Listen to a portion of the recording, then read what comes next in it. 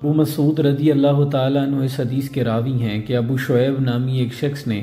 ایک گوشت فروش سے کہا کہ تم میرے لیے کھانا بنا دو جو 5 لوگوں کے لیے کافی ہو، کیونکہ میں نے حضور اکرم صلی اللہ علیہ وآلہ وسلم کے چہرہ اقدس پر بھوک کے آثار دیکھے ہیں۔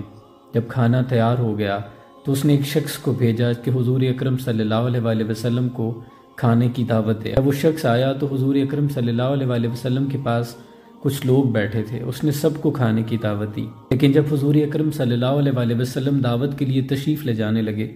تو ایک شخص پیچھے سے آ کے شامل ہو گیا جو کہ اس وقت وہاں موجود نہیں تھا جب کھانے کی دعوت دی گئی۔ جب حضور اکرم صلی اللہ علیہ وآلہ وسلم اس شخص کے دروازے پر پہنچے تو حضور اکرم صلی اللہ علیہ وآلہ وسلم گھر داخل ہونے سے پہلے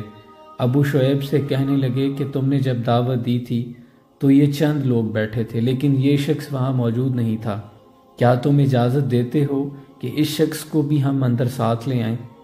تو جب ابو شعیب نے اس بات کی اجازت دی تو پھر حضور اکرم صلی اللہ علیہ وآلہ وسلم اس شخص کو ساتھ لے کر کھانے کی دعوت میں شامل ہوئے۔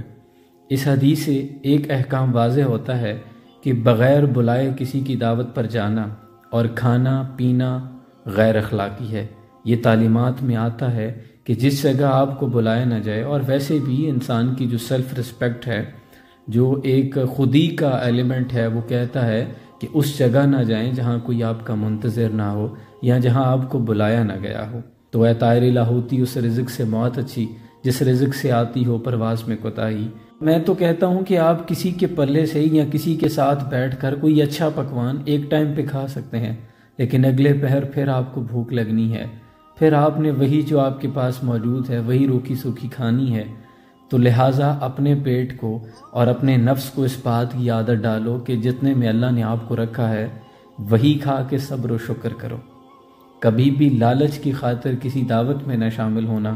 کھانے کی لالچ تو ہرگز انسان پہ نہیں جچتی۔